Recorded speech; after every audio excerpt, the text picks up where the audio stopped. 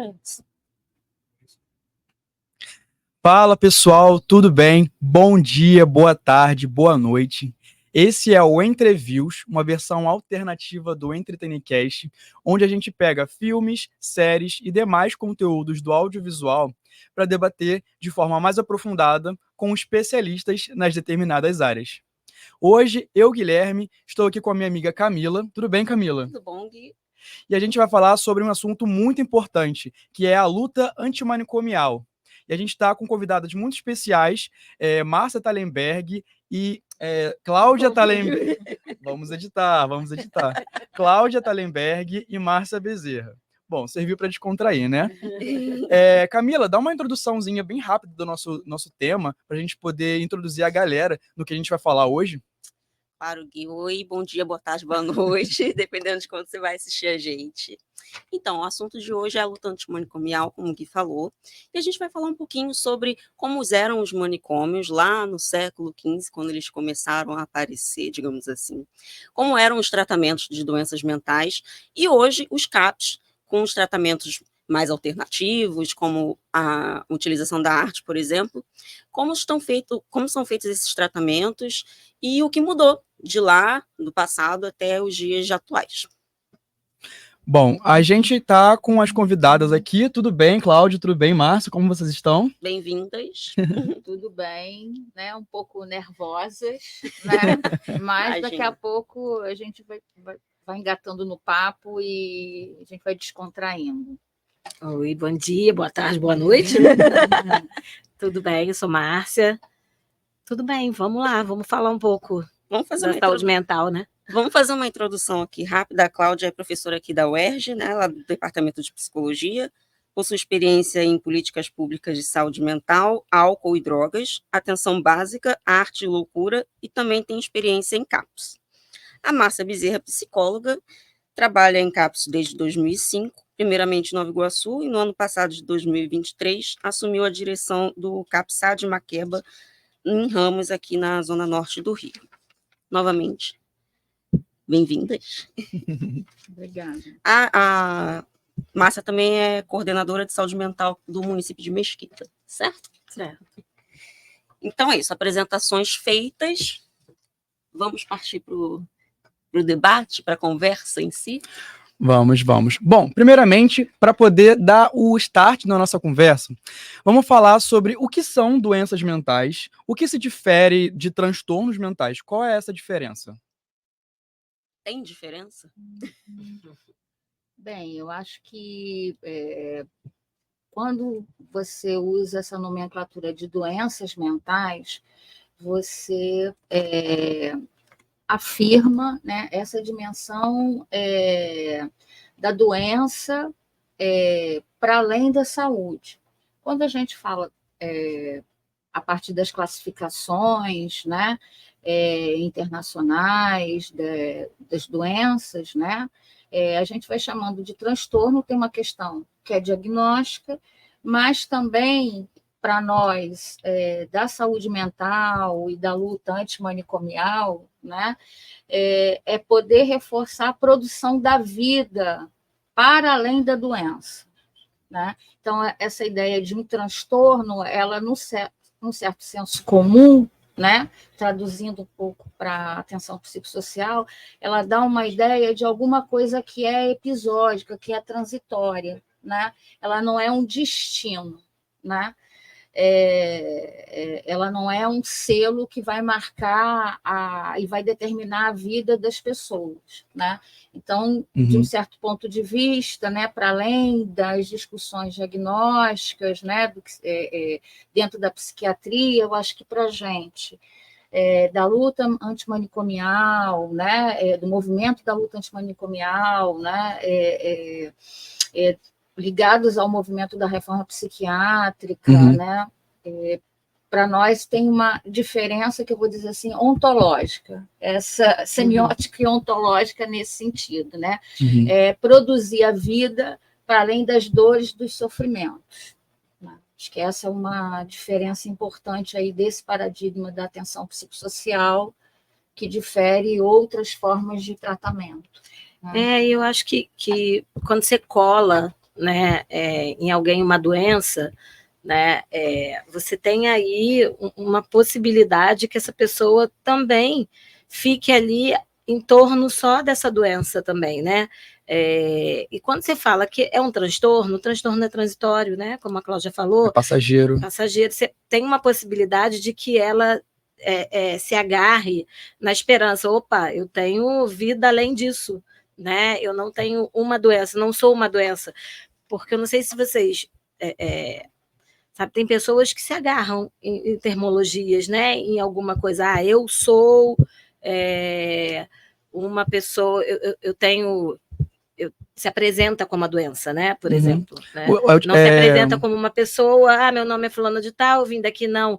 Eu sou usuário de droga, por exemplo. Eu sou esquizofrênico. Né? Ninguém se apresenta pela sua doença, né? A gente se apresenta pelo nome, pelas suas características. Pois ultimamente eu tenho visto muitas pessoas fazendo isso em relação ao autismo. Muitas pessoas têm descoberto, têm notado diferenças em si, coisas incomuns em relação a outras pessoas, e têm feito esses testes, esses exames, e têm descoberto que tem certo grau maior ou menor de autismo, e elas se enxergam de outra forma a partir do diagnóstico.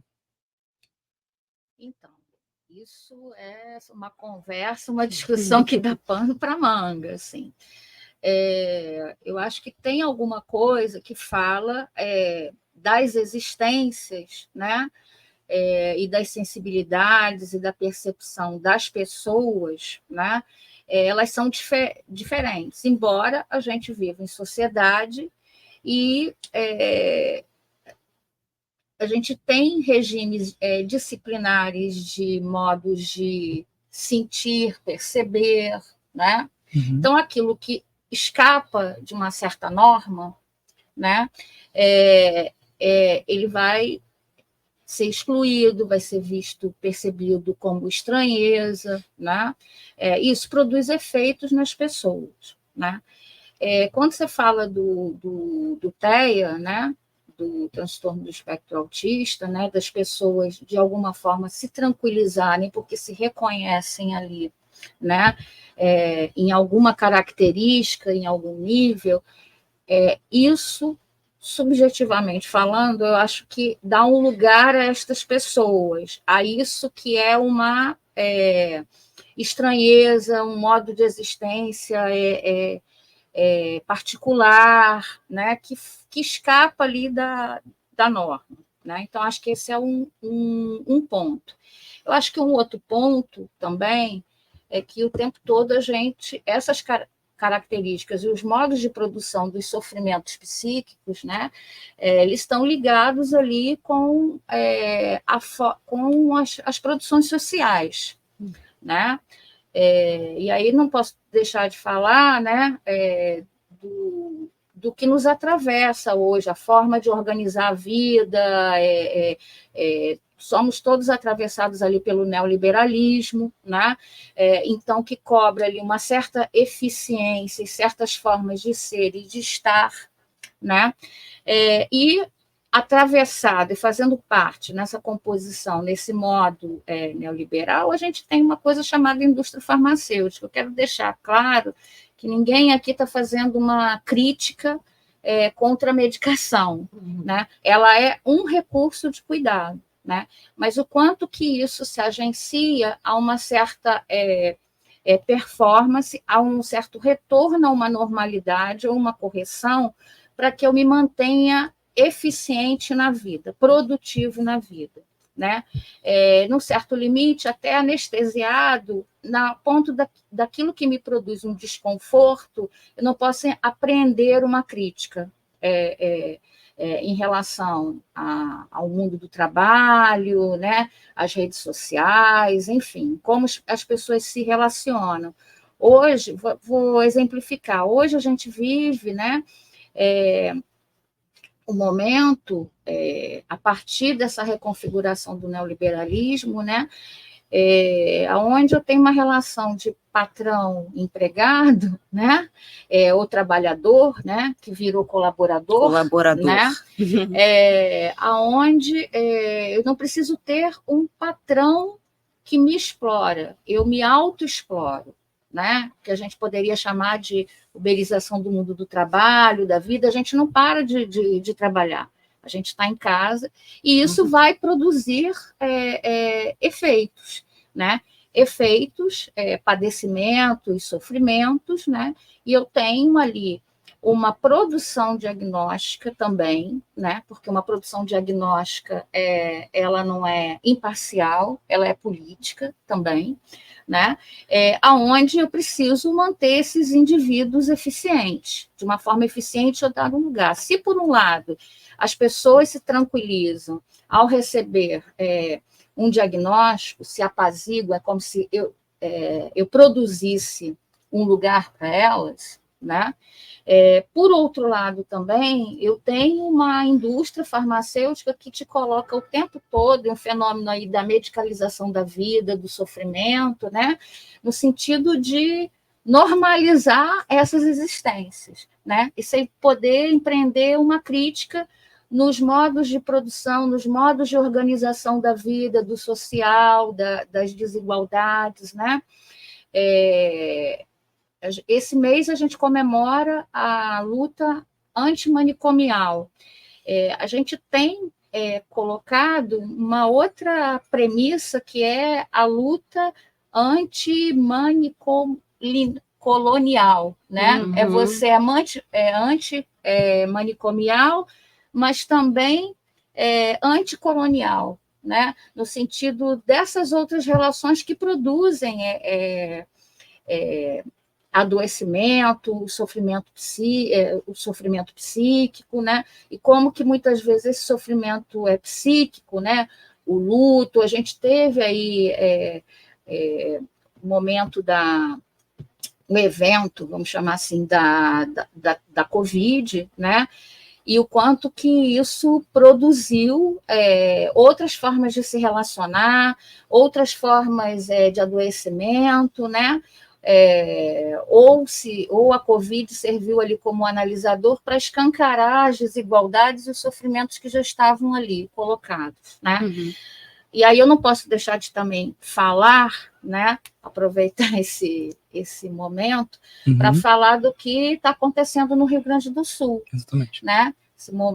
Essa catástrofe ecológica, política e de gestão, né? Ali do Estado, né? E que tem produzido intenso sofrimento, né? Enfim, eu acho que essas coisas também estão atravessadas, né? E quanto que determinadas tecnologias, políticas de cuidado, né? Ou a criação de diagnósticos, ela, ao mesmo tempo que ela apazigua, ela também tem uma função ali de enquadrar e, muitas vezes, de manter ali o sujeito numa determinada funcionalidade, aonde eu despolitizo, vou usar esse termo, né, as condições de produção daquela pessoa com trabalho, né, as condições de existência, de poder ser aquilo que ela é, né? Pouco espaço para uma diversidade das existências e das vidas. Eu me estendi muito. Nada, foi ótimo. E aproveitando esse gancho, para você falar mais um pouco, você acha que as pessoas costumam falar, né, que a depressão é o mal do século? Você concorda? Porque a gente está vivendo um capitalismo desenfreado, né? As pessoas estão trabalhando, como você falou, estão trabalhando demais, se cobrando demais. Aí tem as mudanças climáticas, enfim, e acredito eu que a depressão esteja muito ligada também a essas questões. Você acha que a depressão é o mal do século? Ou se tem algumas ressalvas? Eu acho, né, gente, assim, que a depressão, assim, o que é depressão? O que é para cada depressão? um, né? Assim, o que deprime cada um, né? Qual é a direção que cada um toma quando tem um não na vida, quando tem alguma questão que te coloque ali numa encruzilhada, sabe? Assim, isso deprime, né? Algumas pessoas não deprimem, outras pessoas vão lá, não, foi um problema aqui, vamos lá, vamos seguir, né? O que aconteceu, né?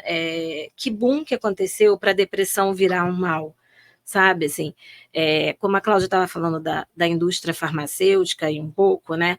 A gente fica, né, muito assustado, às vezes, com a automedicação mesmo das pessoas, né? As pessoas não podem sofrer, sabe? As pessoas não podem ter um sofrimento na vida que está deprimido, né? Por exemplo, você perde um familiar, né? Você fica triste, né? É uma tristeza, né? Você não pode ficar triste quando você perde alguém, né? Isso é depressão, entendeu? Assim, acho que tem umas coisas que são muito, muito sutis, né? Você tem uma pílula da alegria, assim, você não pode deprimir, você não pode estar triste nunca mais nessa vida, né? Então, o que é uma depressão e o que é uma tristeza, né? Quanto tempo você pode ficar de luto por alguém, sabe? Quanto tempo a elaboração de um luto se dá, né? Isso é uma depressão? Pode ser uma elaboração de luto, você tem um tempo aí para elaborar a perda de alguém, né, para elaborar a perda de um trabalho, né, você foi demitido, né? Como é que faz quando é demitido, né? Você não se medica, né? Você vai precisar elaborar uma perda de um trabalho, porque é uma perda, né? Não é qualquer coisa ficar desempregado nesse país, né, sem ter como uma base, né? Uma sustentação. Ter como sustentar a sua família, né? Ter como se sustentar, né? É um país capitalista, né? E aí, como é que você faz? É óbvio que você vai ficar mal, né? Você vai ficar triste, você vai ficar enlutado, né? Mas a gente precisa medicar isso, né? Acho que são questões, sabe? Assim, o que a gente precisa medicar, sabe? O que é uma depressão de fato? A gente vê muitas pessoas nos CAPs chegando também, né, com automutilação, né? Como é que é isso? O que elas falam sobre isso, né? E, assim, não vou dizer que seja no geral, né? Mas estou aqui pegando uma parte, né?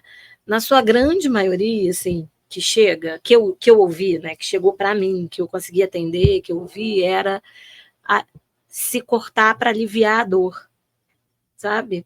Isso é paradoxal. Não é? Né? Muito. De que dor a gente está falando, né? A dor de existir, a dor que a vida causa a todo mundo todos os dias, porque a gente não é feliz o tempo inteiro, né, gente? A gente passa pela vida com muitas pedras no caminho, né? Muitas dificuldades. Né? Muitas dificuldades. A gente vai lá, se ergue, vai embora, toca de novo, ali na frente tem outra dificuldade. Mas, né, é uma dor, né? Existir traz dor, né? A dor de existir está aí para todo mundo. Mas aliviar essa dor na carne, sabe? Assim, a gente precisa aliviar na carne, no corte, né? Não tem outras possibilidades de aliviar uma dor sem ser medicar, sem ser se cortar, né? Por que as pessoas estão tão afastadas umas das outras, né? Acho que quando a Cláudia fala do Covid, né, o que a gente percebeu é um boom de coisas aparecendo, né? Como as pessoas ficaram isoladas, né? O que apareceu delas nesse Covid, né? Assim, eu acho que é um tema muito difícil de abordar a depressão, porque é uma depressão de fato? É uma fuga da realidade? O que a pessoa está chamando de depressão, né? É uma tristeza profunda? Acho que é comum as pessoas falarem assim, ai, nossa, estou depressivo. Mas as pessoas esquecem que a depressão... Tô deprê. Tô deprê. Mas a depressão, ela precisa ser diagnosticada, de fato, por profissionais, né? Não é chegar assim, tô triste, tô depressivo. E aí, às vezes, um amigo que, de fato, tem depressão, ele vai, eu tomo isso aqui. Aí recomenda a medicação para a pessoa. E fala, eu vou tomar e tal. E, gente, é perigosíssimo isso, né? É importante você falar assim, tem que ter o diagnóstico, não é? Tipo, estou deprê. Estou num dia deprê. As pessoas acham que é isso, sim. E é uma coisa muito séria. Né? A gente não está falando aqui sobre é bobeira, não sei, não existe. Não, pelo contrário, é muito sério. E é importante ir até um profissional para diagnosticar isso. Não simplesmente, um mal aí que está acontecendo. E não medicar tudo, né? Precisa entender o que está acontecendo, né? Não dá para dizer que está deprê e tomar um remedinho para para melhorar, né? E aí você vai acostumando a tomar o remédio. Será que tem remédio para todas as dores, né?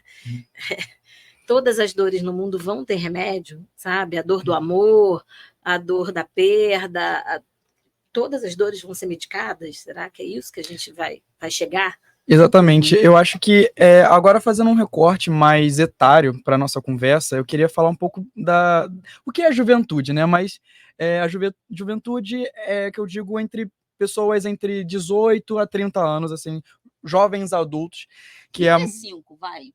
35. 35, 37, por aí. Ok. Eu acho que isso que vocês falaram é realmente muita verdade, não só das bolhas sociais, mas das bolhas de pensamento. Eu não quero estar só totalmente integrado com pessoas que pensam igual a mim. Às vezes eu quero estar só comigo. Eu não quero consumir nada que vá contra o que eu penso, não quero consumir mídias que se opõem ao meu pensamento, aos meus valores. E eu acho que isso também vai de uma ansiedade social, mas eu posso estar errado. Vocês me corrijam se eu estiver errado. Que essas questões de ansiedade, depressão, de burnout também, porque assim... Síndrome do pânico. Também, porque assim, é comum, é muito normal ter um dia ruim. Agora, ter um mês ruim, aí já é mais complicado. E eu queria que vocês falassem pra gente também, porque eu ouço muito, principalmente dos meus pais, assim, pessoas mais velhas da minha família, que a minha geração é muito pouco resiliente, justamente porque a gente se abriu mais a falar sobre vulnerabilidades. É tudo frescura. Mas é especificamente isso. São pouco resilientes.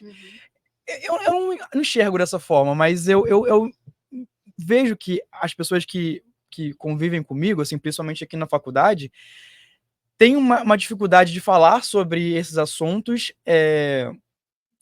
ao mesmo tempo que estão mais abertos para falar isso nas redes sociais. O que vocês acham sobre isso? Então, acho que quando você fala dessa população, né, dessa faixa etária, né, e, novamente, assim, o que a gente está falando de uma população brasileira, de jovens, né, que tem ali uma proposta de futuro quase que roubada ali, né? Roubada enquanto projeto político, coletivo, né? Não à toa, acho que você descreve aí um sintoma de que há uma tendência a me relacionar com grupos ou pessoas naquilo onde eu me reconheço e me reforço. Né? Um olhar muito pouco disponível para o outro, para aquilo que a gente chama de alteridade. Né? E se você pensa um projeto civilizatório, de produção de futuros, né? Não é possível você pensar dentro de um vetor individual. Ele é coletivo, tem que ser bom para todos. Né? E aí eu acho que isso, o Brasil, como um país de capitalismo tardio, como alguns classificam, né, vão produzindo aí vamos dizer assim, essa forma, né, de pouca perspectiva para o futuro, né? Acho que isso é um ponto. Com relação vamos dizer assim, aos discursos de outras gerações, né, que você não tem, pouco resiliente, enfim. Eu acho que talvez tenha uma possibilidade de que, atualmente, a gente tem, ainda que marcado por muitas desigualdades, a gente tem conquistas dos movimentos sociais, das formas de existir, né? Então, isso traz uma possibilidade de abertura para se falar dessas vulnerabilidades. Né? Eu acho que a questão é que, muitas vezes, falar disso só toma uma direção individual. e não coletiva. Não que os sofrimentos, né, eles não tenham ali a sua vertente individual, mas de que forma eles são produzidos, né? Quando a Camila fez a pergunta, assim, a depressão é o mal do século, né? Eu acho que há de se deslocar a pergunta: por que a depressão é o mal do século? O que isso tem a ver com as formas de se produzir, com as formas de perceber, com as formas de amar, com as formas de se relacionar, né? Enfim, acho que isso me parece assim, algo importante para trazer. E aí eu queria falar mais uma coisa que dentro do que, a partir do que a Márcia foi trazendo, né? O que é depressão, o que é luta, o que é tristeza, né? E aí eu acho que tem a ver também com a pergunta que você faz em relação aos jovens, mais resilientes, menos resilientes, né? E com a questão do diagnóstico, né? Do profissional fazer ali um diagnóstico, né?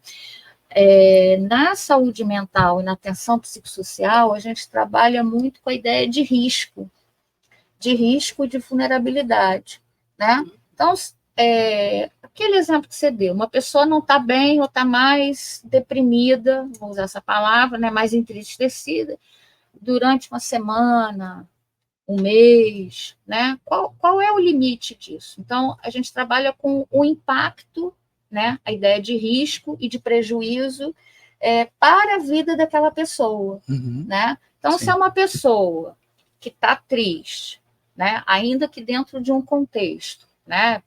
Perder um familiar, perder um amor, perder um trabalho, enfim, né? Você tem ali, né?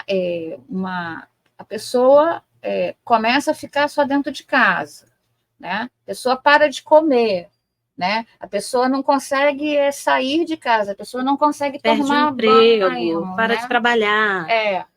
E não consegue, né? Então, você tem um prejuízo, né? Uma ideia de risco e de prejuízo para a forma como aquela pessoa organizava a sua vida, né? Então, o parâmetro que a gente vai buscar dentro dessa construção do diagnóstico, né? A gente trabalha com a ideia de hipótese diagnóstica, porque é um processo, nós chegar numa consulta, você conversa já sai com CID. E já sai com CID, né? Muita gente trabalha dessa forma, né? Mas dessa processualidade, dessa construção que também já é cuidado, não é a partir de um diagnóstico que você vai cuidar da pessoa. Nesse processo de construção, né, e de acompanhamento, você já está cuidando. Acho que isso é uma coisa importante, porque muita gente, acho que tem alguma coisa do imaginário que, assim, eu só vou ser cuidado ou reconhecer o cuidado, né? Quando eu sou medicada. Quando eu tenho um CID. Quando eu tenho CID, ou quando o médico vai me passar vários exames. Né? Eu quero ter por escrito. Essa ideia da tecnologia também. Nossa, o bom médico, nossa, passou um monte de exame, como se isso, por si só, fosse garantia. Fosse uma garantia. Né? Então, eu queria deixar um pouco, só esclarecer um pouco essa ideia do risco e do prejuízo, né? Que eu acho que isso é uma boa orientação para a gente, inclusive, pensar o que é depressão, o que é luto, o que é tristeza, né? O que é um transtorno obsessivo-compulsivo, né? Para além daquelas categorias que são descritas nos manuais, né? A gente opera e tem o cuidado de pensar quais os efeitos, o impacto na vida de cada um. E aí, só para falar mais uma coisa que a Camila trouxe, né? O quanto que essa questão diagnóstica ela vai impregnando um certo imaginário e social. Então, assim, fulano é bipolar. Isso está num senso comum, né? Fulano, se eu vou deslocar esse objeto daqui para lá e vou organizar, não, porque é o meu toque. Então, tem alguma coisa, né, que vai, quase que uma uma psicopatologia da vida cotidiana, né? Que você vai ali num certo vocabulário também. Aí se perguntar por que isso, né? Bem, era isso, eu já me estendi bastante. Não, eu queria pegar um ponto, sim, que vocês falaram, quando vocês começaram a fazer essa pergunta, né? Vocês começaram a falar do jovem adulto, né? E aí eu fiquei aqui pensando de como as coisas mudam, né? Como as nomenclaturas vão mudando, a vida vai mudando e é preciso mudar mesmo, né? Eu estou lembrando da minha mãe, né? Cantando uma música, né, em casa, e aí eu lembrei do que vocês estavam falando do jovem adulto, né? Que algum tempo atrás, né, 30 anos já era uma pessoa idosa. Meu Deus. Principalmente as mulheres. Principalmente as mulheres. Tinha uma música que era muito... quando eu ouvi ela cantar, eu achava muito ruim, né? Que era Panela Velha que Faz Comida Boa. Eu lembro disso. Ela é mais velha, já tem mais de 30 anos. Então, Deus. ela era uma idosa com 30 anos. Olha como as coisas mudam, né? Graças essa coisa a da Deus. eternidade, né? De como era construído isso, né? Mas eu acho que não foi uma pergunta tua. Eu acho que isso é uma angústia para as pessoas também, né? Como era antes, como está agora, né? E aí, como é que é? Quando a Camila diz, não, 37, né? Isso não é à toa, né, gente? Porque é isso, vamos esticar então um pouco mais, né? Assim, como é que as questões da idade, né, de ficar maduro nessa vida, de ter um emprego, de ter... Como é que as pessoas vão ficar ricas quando chegam aos 30 anos, né? O que cada um desenha em determinado período, né, da vida. Eu escuto gente falar, quando eu chegar aos 30 anos eu quero estar milionário, gente. Da onde? Coitada, gente. Né? Desculpa. Isso, né? Se você não for um herdeiro. Exatamente. Se não acertar na Mega Sena. Como é isso? Mas eu acho que são falas, né, que ficam no ar e que as pessoas vão pegando isso de um jeito, cada um de um jeito diferente, né? Se dizer, não, isso não é possível. Eu estou dizendo, se for herdeiro é possível, se não for, não é possível. Para mim não deu nessa idade. Né? Então, assim, como é que as pessoas pegam essas coisas que são jogadas aí no ar e levam para si, sabe? E aí, o que isso transforma a vida delas? Sabe? É por isso que eu perguntei sobre a depressão ser o mal do século, que as pessoas falam bastante disso, né? Eu acho que é justamente por isso, por essa frustração, que parece que você precisa ter a sua vida toda encaminhada até os 30, né? Aí você tem que ter emprego, você tem que ter família, você tem que ter casa, você tem que ter carro. E aí, quando as pessoas não conseguem, elas ficam com aquele sentimento de insuficiência, de fracasso. E aí, não sei, assim, eu já conversei com algumas pessoas nessa faixa, assim, e parece que é unânime, sabe? Tá todo mundo triste porque não conseguiu alcançar o objetivo que ela mesma colocou para ela. E aí, olha, não, que mas alguém nessa... falou que era possível. Aí fala, não, mas nessa idade a minha mãe já estava casada, já tinha casa, e aí você cria uma... E que nessa idade a mãe dela já era considerada uma idosa, uma já era, velha. exato. E agora não é mais, gente. E aí, as coisas vão mudando, né? Só que a questão material, acho que assim, não só material, mas a realização pessoal, profissional, acho que vai gerando uma frustração, um estresse, um entristecimento, e aí a pessoa se deprime, não sei, né, se é legal usar essa palavra, por conta disso, sabe? Por essa frustração que ela mesma se impõe e vê no passado que era possível, e hoje o mundo já mudou, já é o outro. E aí a gente fica com essa coisa, cara, não consegui, sou insuficiente, sou um fracasso. E aí começa a desencadear um monte de coisa. O que eu acho é que a gente não pode esquecer o passado, sabe? Assim, aprender com ele, né? Assim, algumas coisas. Como a gente está falando aqui um pouco da luta também, assim, como é que a gente aprende com o passado, né? Assim, o que foi possível para aquela geração fazer naquela determinada época e o que eles precisaram pagar para ter aquilo naquela época, sabe? A que preço aquilo foi custado, né? Que custo teve aquilo na vida de cada um, né? Quando a gente fala de agora, né? As coisas podem ser um pouco mais para frente, né? Mas por que precisa colar com o que era antes, né? Por que eu preciso ter filho até 30 anos, casar, né? ter uma vida profissional? Por que eu preciso ter fases para isso, né? Assim, tá tudo bem ser estagiário com 35. Tudo bem. Tudo bem. Né? Porque teve outras coisas antes disso na vida que você pôde aproveitar, que você pôde fazer, e que você pôde escolher. Né? Assim, eu acho que tem isso, né? Às vezes você vive uma coisa que os seus pais, seus avós não viveram.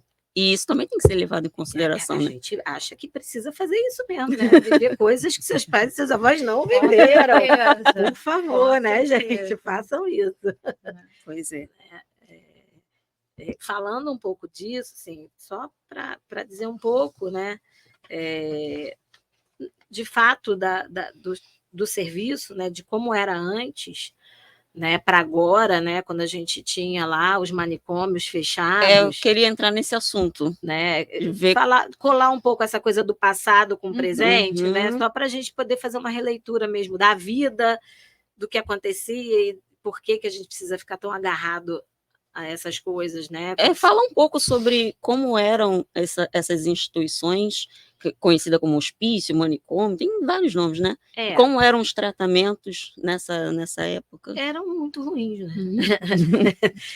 Tem bastante filme de terror, inclusive, sobre manicômios, né? Isso, e eu queria trazer esse assunto. Terror, suspense, olha como é tão assustador, Exato. Né? As pessoas ficarem presas na camisa de força, dentro de um quarto isolado, né? Que não podia ter ninguém e ficava gritando em um quarto, ninguém ouvia do lado de fora. Até que ponto isso é um imaginário, até que ponto isso é real? Não, isso não é imaginário. Isso é real. Isso de fato Então, aconteceu. Eu queria que vocês trouxessem isso. Eu queria que vocês possam falar um pouco sobre isso. Isso de fato aconteceu, né? Assim, acho que eu peguei poucos manicômios, peguei poucos não, mentira. Quando eu entro em 2005, ainda tinham alguns funcionando, né? 2005? Quando eu entro na saúde mental em 2005, ainda tinha muitos funcionando, né? A gente está ainda acabando com alguns agora, em pleno 2024. A gente ainda tem os manicômios judiciários funcionando, né? A gente está aí fechando o Henrique Roxo, que ainda não terminou, ainda está aberto, né? Um manicômio judiciário, né? Que tem ali pessoas que cometeram algum delito, né? Algum crime, que foram para um manicômio judiciário porque eles eram portadores de transtorno mental, né? Mas falando um pouco de como era, né? Os tratamentos eram os mais terríveis possíveis, né? Se você estava agitado, você era contido e ficava ali, né? Eu lembro, assim, só para dar um exemplo, eu lembro de um paciente em Nova Iguaçu que ele era queimado, sabe? Ele não tinha os dedos, ele tinha o braço queimado, né? E beleza, nós nunca falamos sobre isso, até que um dia a gente senta para conversar e ele diz o que aconteceu. Ele diz que estava num hospital internado, né? Ele agitou, contiveram ele. Um hospital psiquiátrico. No hospital psiquiátrico. Ele ficou contido, e aí tinha um outro paciente lá que tinha uma rivalidade com ele, porque ele não deu um cigarro para ele, né? Porque eles fumam muito, os pacientes. E esse paciente, que era todo queimado, não deu um cigarro para esse outro que não estava contido. Só que ele estava contido num lugar onde tinham outros pacientes.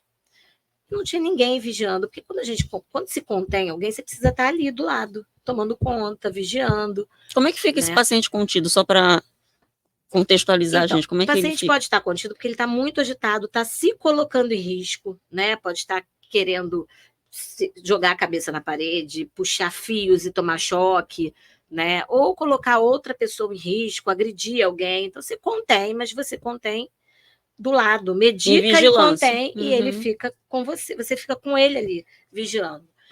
Esse paciente conta que ele foi contido, todo mundo saiu da enfermaria, e esse outro paciente que ele negou o cigarro, que também estava em crise, porque estava lá, internado, diz para ele: você me negou um cigarro, agora você vai pagar. Ele joga álcool nele e bota fogo. Meu Deus. Ninguém viu. E ninguém vê. Né? Quando chegaram lá, chegaram porque o fogo estava alto, né? E aí, com isso, ele ficou todo queimado, perdeu os dedos, né? Assim, só um exemplo de atrocidades que aconteciam dentro de um manicômio, né? Assim, é desumano, surreal, né? É desumano, assim, o que acontecia lá dentro. né? Então, acho que a partir daí, né, acho que foi um tempo aí, né, que os profissionais, os familiares, os trabalhadores dessa área começaram a fazer um movimento social contra, né, que precisava alguma coisa ser feita. Acho que foi em 87, né, Bauru, se eu não me engano. Em Bauru teve um encontro de familiares e profissionais de saúde mental. Eles fazem uma carta, né, que é a Carta de Bauru, né, e a partir daí vem um movimento da luta antimanicomial, mas, de fato, os CAPs só começam a de fato, aparecer em 2001, quando tem a Lei 10.216 de 2001. Né? Só a partir de... Então, em 87 se começa o movimento e a coisa só começou a aparecer em 2001. Muito tardio. Explica o que é o CAPS. Quer falar? Não, deixa eu só pegar um o gancho Isso. que a Márcia colocou, né? Eu sou mais velha que Márcia, né? Então, a minha formação, inclusive, ela é pré-CAPS. Ela é dentro dos hospitais psiquiátricos, mas hospitais que estavam ali nesse processo de experimentação, de desconstruir outras práticas, de desconstruir essas práticas manicomiais e construir outras práticas, né? A gente tem um pouco o germe disso, né? Camila tinha me perguntado de referências, de textos, de filmes, né? A gente tem um filme que é o Nise da Silveira, No Coração da Loucura, né? Então, isso dá uma dimensão ali do Hospital Pedro II, que hoje virou Instituto Nise da Silveira, né? De como é que era o tratamento, e ali, em germe, você tem outras experimentações ali, outras formas de cuidar, né? Porque era contenção química, que a gente chama, medicação, né? Lobotomia, né? Falando naquela época lá da Nise, né? E eletrochoque, né? E o eletrochoque usado muito nessa perspectiva disciplinar, né? Assim como a Márcia falou, da contenção, né? A contenção é um procedimento técnico, você tem protocolo de enfermagem, médico, né? Você tem que estar ali vendo a questão dos sinais vitais e tal, não é você conter ali e ir embora, né? Então, no manicômio, né, essa contenção, né, ela era muito no sentido de uma punição mesmo, assim como eletrochoque, assim como tantas outras, assim como cela forte, né? Como é que é esse? Cela forte é um quarto onde a pessoa fica... É um isolamento. É uma solitária. E aí fica... se a comida já era ruim, né, você não tem acesso a banho, você faz as suas necessidades ali mesmo, né? Comer, você vai comendo ali, passa a comida ali por debaixo, ali por uma frestinha, a pessoa não tem contato com a luz do sol e ficava, né? Eu lembro de um relato, quando eu falo que eu sou bem mais velha, né? Porque eu pego essa transição, né? Do processo ali que a gente chama, né, de desinstitucionalização, que é o do fechamento dos hospitais psiquiátricos e a reorientação do modelo de atenção. Então, isso que a Márcia falou, da Lei Federal 10.216. Então, ela garante os direitos dos portadores de transtornos mentais e reorienta o modelo. E é a partir disso que a política... que eu digo, as formas de cuidar e de organizar os serviços, ela vai se dar, né? Eu acho que tem uma coisa importante, a partir disso que Márcia falou, da gente aprender com o passado e não ter um apagamento do passado, né? Muito desse processo da reforma é um movimento coletivo dos trabalhadores, dos familiares, né? Mas tem um momento histórico importante, que é a morte do Damião Ximenes, né? num hospital psiquiátrico do Nordeste, né, onde o Brasil ele é condenado na Corte Internacional de Direitos Humanos. Né? E é a partir daí que as reformas e a lei federal e a reorientação do modelo pôde se dar também. Né? Não foi só por isso, né? Mas isso também ajudou. Né? E a gente aqui no campo da reforma psiquiátrica é isso, né? A política e o cuidado e a gestão, né? Elas são coisas que são separadas, mas elas não podem estar dissociadas. Então, a partir de uma situação política, né? De violência, como é que eu reconfiguro isso? Isso vai produzir ali uma política, né? Para todos, né? Uma reorientação do modelo, né? E aí os CAPs, né? Os CAPs são serviços territorializados, né? Aonde a premissa é você ser cuidado perto da sua casa, né? No seu território, né? No seu território. Eu não sei se vocês já viveram alguma experiência de ser internado, não digo no hospital psiquiátrico, qualquer outro tipo de internação. Né? Clínica, né? Mas poderia ser também. Né?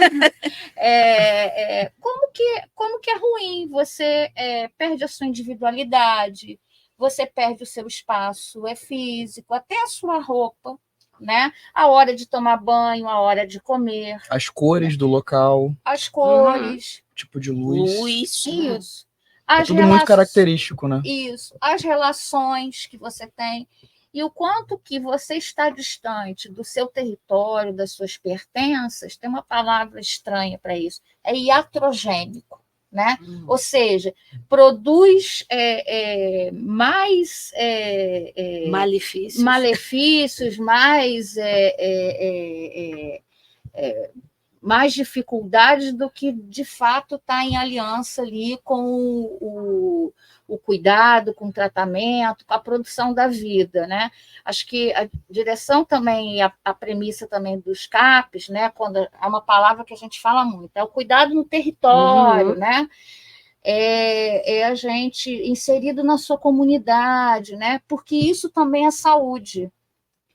Vínculo, relações sociais, isso é saúde. Rede também. de apoio. Isso, levar muito em consideração o que o sujeito diz sobre a rede de apoio dele, sabe? Assim, porque às vezes o sujeito não tem uma rede de apoio familiar, mas ele tem uma rede de apoio comunitária que ajuda, que abraça ele de uma forma intensa. Assim, você pode pedir, você vai na comunidade, então, procurar qual é a rede de apoio daquela pessoa, sabe? Então, ele tem o cara da padaria que ajuda ele todo dia, dando o café da manhã, o pão, e que pode ajudar a dar a medicação da manhã, caso ele não tome sozinho, né?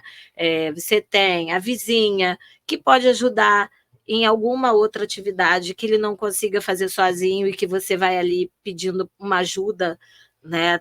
Das pessoas que são o apoio dele, que possam fazer e que fazem sem o menor problema, sabe?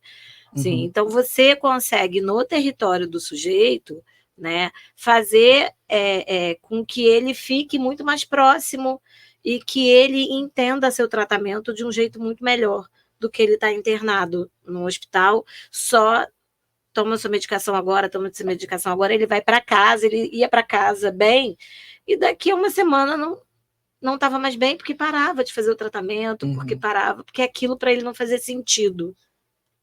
Parece que antigamente era punição e agora é apoio, né? Pelo que vocês estão falando, pelas pesquisas assim que eu fiz, parece que é muito isso, de você não querer punir, mas era um tratamento de punição mesmo, né?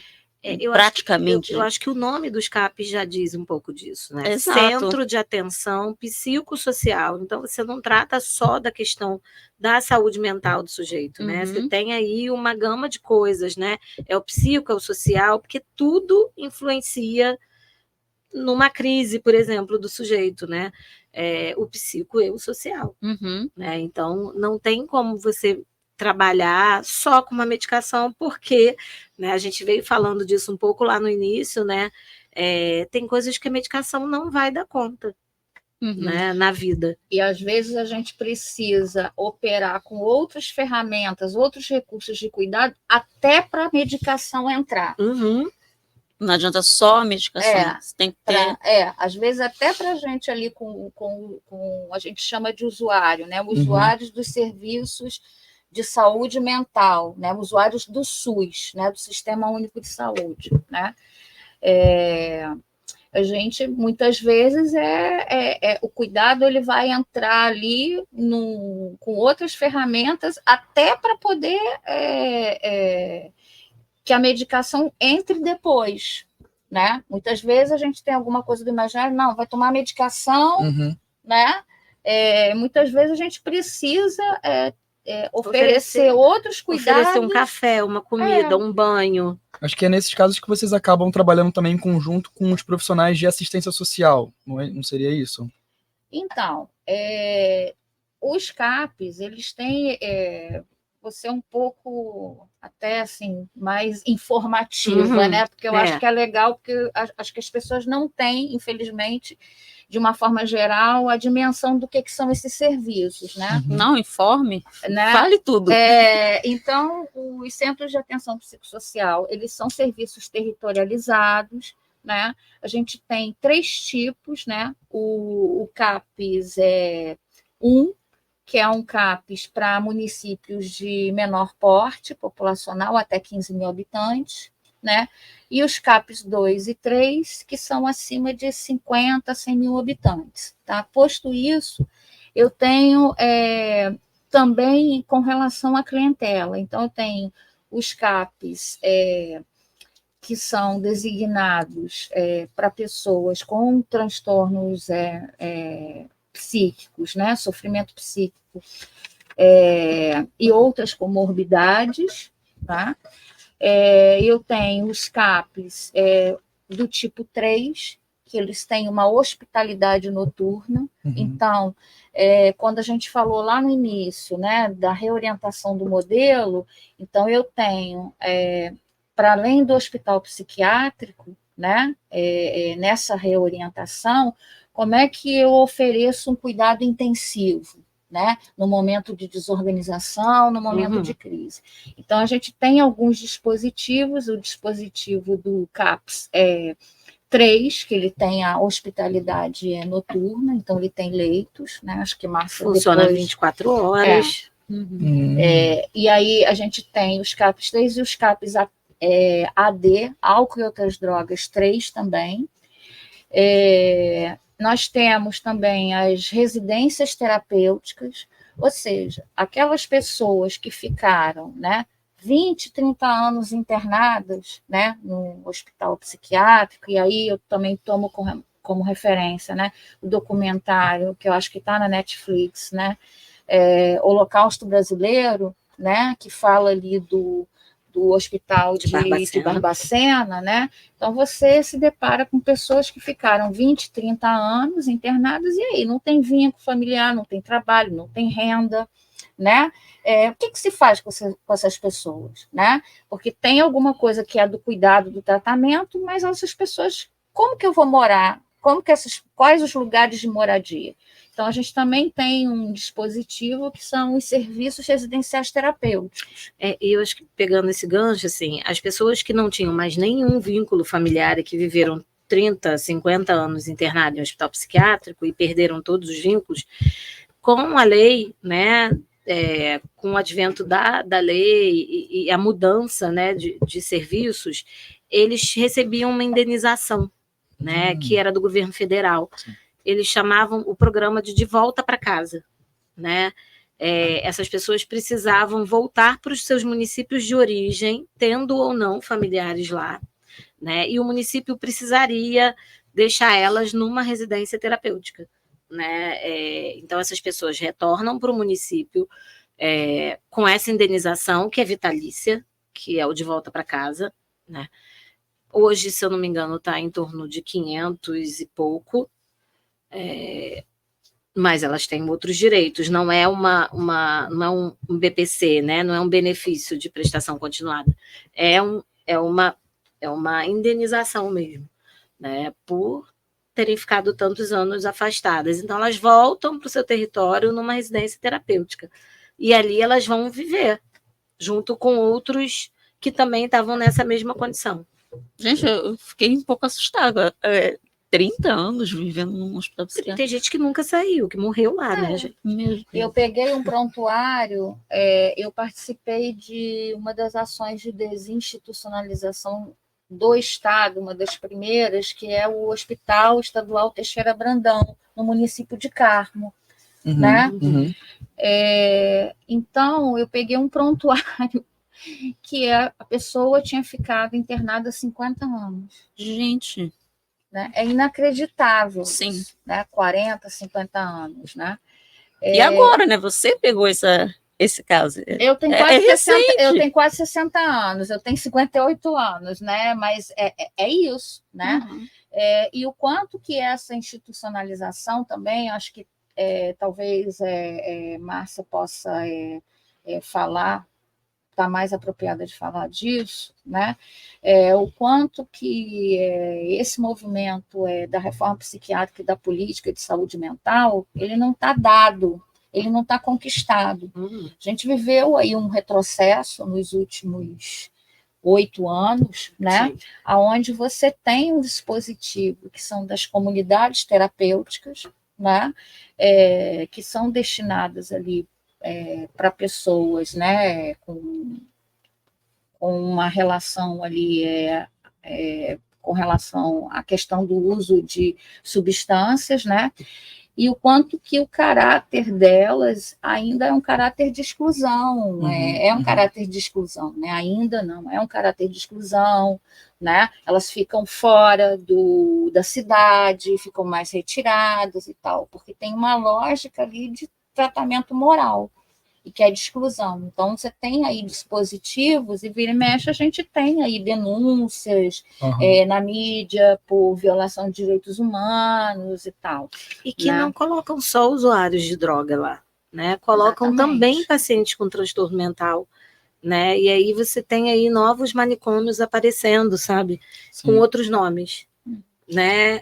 Isso que a Camila, ela se surpreendeu que as pessoas acabam morrendo nesses lugares, e esse gancho que você me deu, perfeito também, de que as pessoas sem necessidade vão para esses lugares, me lembrou que há um tempo atrás, pessoas homossexuais, transexuais, iam para esses lugares, eram jogadas pelas próprias famílias e eram abandonadas, assim como em outros casos também. E eu tô aqui inquieto para falar, porque é uma questão pessoal para mim, enquanto LGBTQIA+, essa questão da patologização da diversidade sexual, né? Eu tenho, assim, 2 exemplos, assim, ficcionais, né? Trazendo um pouco do entretenimento, né? Para nossa conversa, de uma série da Netflix que é Sense8, eu não sei se vocês já assistiram, que tem um episódio, uma cena muito chocante, que uma personagem transexual, ela é quase é vítima de lobotomia, numa esperança de que possa se reverter a identidade de gênero. Cura gay, né? Eu ia entrar nisso também, entendeu? Mas, assim, a pegada da série é mais ficção científica também, mas isso choca, porque é um assunto atual com tratamento antigo, sabe? Tem um outro filme também, que eu não tô me lembrando, que é um acampamento que jovens LGBTQIA+, vão para... Os pais mandam também. É um acampamento assim, de reversão, que tem... Terapia correcional. Também tem o Boy Erased também, que é um filme onde um adolescente que se descobre gay, ele também é mandado para esse retiro, né, de jovens cristãos, que lá ele acaba sendo agredido, tem um tratamento muito agressivo, assim, não só físico, mas psicológico também. E hoje a gente tem essa disputa, né, ideológica, que a ciência ela é um dos caminhos mais importantes para a gente avançar como sociedade, como humanidade, mas ela é um lugar assim, de disputa ideológica também. Então a gente tem hoje papos de cura gay, isso é muito complicado, é uma questão que me toca muito pessoalmente. Eu queria saber o que vocês acham sobre isso, entendeu? Porque a gente fala sobre os horrores do passado, mas hoje em dia a gente também vive horrores, micro-horrores. Não, com certeza. Então, a gente pode pegar a Maria Clementina Cunha, é uma historiadora, né?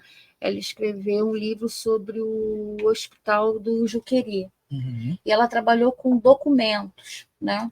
Então, e com registro fotográfico. Então, muitas vezes você tem os relatos de pessoas internadas, e aí eu vou fazer o recorte mulheres, né? E mulheres negras, né? No sentido assim, mulher foi internada porque estava andando sozinha de trem, ou estava com vestes masculinas, né? A outra, porque apresentava um comportamento mais erotizado, né? E as pessoas iam ficando ali. Então, acho que essa questão da sexualidade, né? E de raça também, ela entra nesse processo aí, né?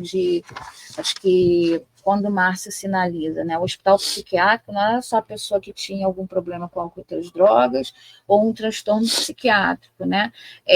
Tinha uma função, né? De controle social mesmo. Então, os indesejáveis, né? Os que saíam ali de uma certa norma, né? Eles iam para lá, né? E aí eu acho que isso reflete. E em relação à questão LGBTQIAP+, né, a ciência, né, a ciência ela é parcial, Muito. né? Ela é parcial, né? Tem algum problema dela ser parcial? Nenhum, desde que ela enuncie as suas parcialidades, né? Por que eu estou dizendo isso? Até 1994, 95, a OMS e a Classificação Internacional de Doenças considerava homossexualismo, esse sufixo ismo quer dizer doença, né? Considerava como uma doença, né? 2020, então não estou falando lá do passado, estou falando praticamente do agora.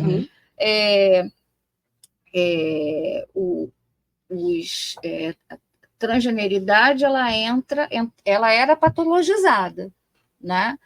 E ela foi retirada da classificação internacional das doenças como uma patologia, né? Como uma doença, né? Então, não estou falando do passado, estou falando do agora, né? Então, isso que você está dizendo, né, da cura gay e tal, isso não tem nada a ver com ciência, isso tem a ver com comportamento moral, né, com práticas, inclusive, que são condenadas em alguns conselhos, né? Nós somos psicólogas de formação, né? Então, o Conselho Federal de Psicologia tem várias normativas, né? Inclusive condenando essas práticas, né? De cura gay, de terapias que a gente chama de reversão, né? E aí o problema não é a orientação das pessoas, né? O problema é que, a partir dessa orientação das suas sexualidades, dos seus afetos, né? O quanto que o social produziu condições para o sofrimento, e não o contrário, sabe? E aí volto a insistir nisso, assim, não é uma questão individual, né? É uma questão de uma produção social que vai produzir ali o adoecimento, a exclusão, né? O modo de subjetivação, de desqualificar aquelas vidas, aquelas formas de existência, tá? E isso está colocado assim o tempo todo. As questões de acesso também, eu acho que a Márcia pode falar um pouco disso. A população LGBTQIA+, acho que ainda chega muito pouco nos serviços de saúde, não só nos serviços de saúde mental, mas nos serviços de atenção básica, por exemplo, porque você já tem um constrangimento ali, né? Se eu sou um homem trans, eu preciso ir ao ginecologista. O sofrimento e o constrangimento que é isso, onde eu vou ser interrogada a partir de um sistema, né, que eu sou que é binário, que é homem ou mulher, então o sistema vai recusar ali o exame ginecológico e por aí vai. Acho que a mudança de documentação também, né, isso demora, né, não é uma coisa rápida de ser feita, né. Estou aqui lembrando lá no CAPES, né, a gente tem um serviço noturno, né, que é para poder conseguir chegar próximo à população que faz o entretenimento noturno nas ruas, né? Que geralmente são as mulheres trans, né? Que tem muito. Então, a gente conseguiu ali, o CAPES conseguiu se organizar para estar à noite na rua, porque essas pessoas não chegavam de dia no serviço, porque de dia elas dormem, e à noite elas trabalham. Então, como elas conseguiriam chegar no serviço? Né? Então, a partir do serviço noturno, foi possível chegar próximo, né, das pessoas que fazem, né, o trabalho noturno. Né? E aí, assim, o CAPES consegue chegar perto, né, em alguns lugares da cidade, né, na ilha, ali em Bom Sucesso, Ramos, né, mas a gente acha ainda pouco, né? Embora a gente consiga alcançar algumas que conseguem chegar ao serviço depois, né? Mas não se alcança muito com relação a isso, né? Acho que que o Brasil é um país muito moralista ainda, sabe? Resistente. Assim, é um país. A gente, né, acabou descobrindo isso a duras penas, né? Teve um retrocesso, né, do retrocesso que teve o país, e aí você vê eclodir tanta gente moralista, racista, homofóbica aparecendo de todos os lugares possíveis, né?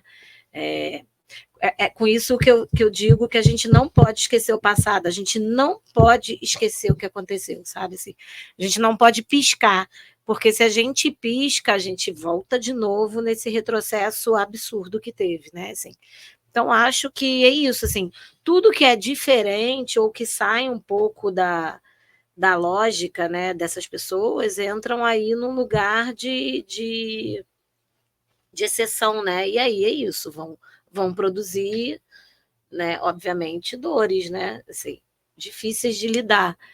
E aí é isso, assim, acho que com relação a gente, acho que a Cláudia já pôde falar aí um pouco do Conselho Federal, né, de Psicologia, que é completamente contra, né, mas a gente esbarra em algumas coisas no próprio CRP aqui do Rio, né, você tem aí umas linhas que são muito próximas do evangelho, dos evangélicos, não estou dizendo que sejam todos os evangélicos, obviamente que não, né, mas essa linha mais dura que fica aí, às vezes, propondo dentro dos conselhos que precisa ter um atendimento para cura gay, sabe? Assim.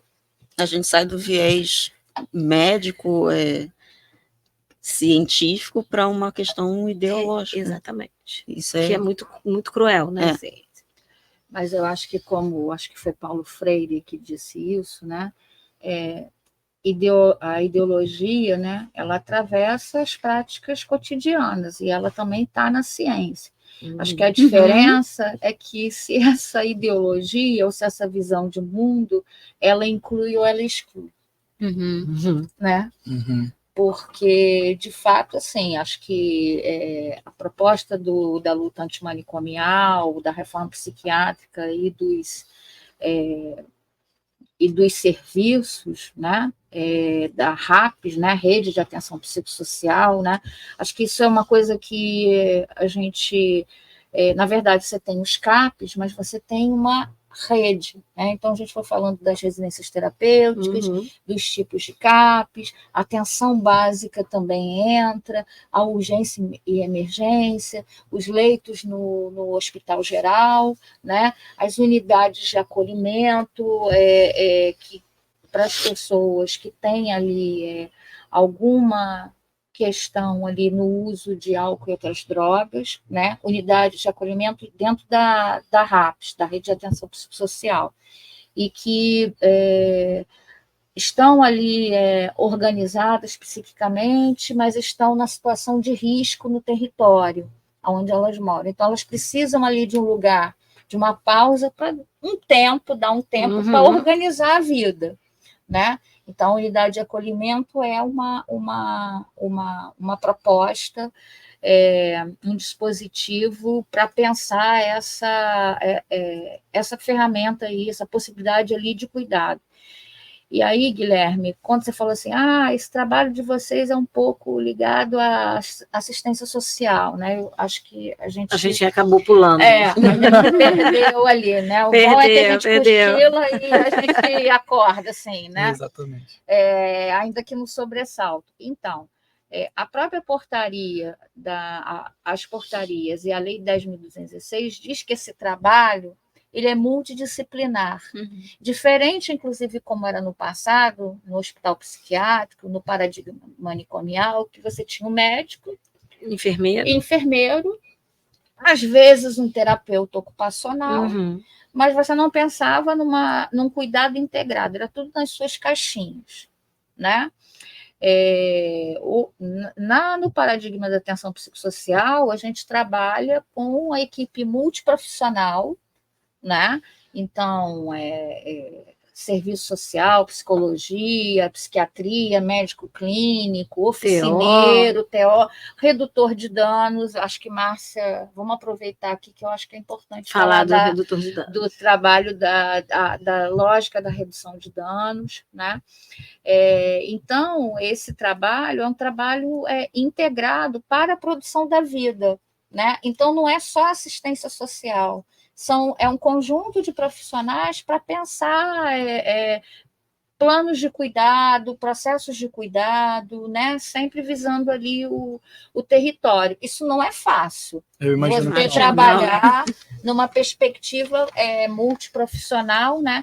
Mas para a gente poder enfrentar as complexidades e as necessidades, né?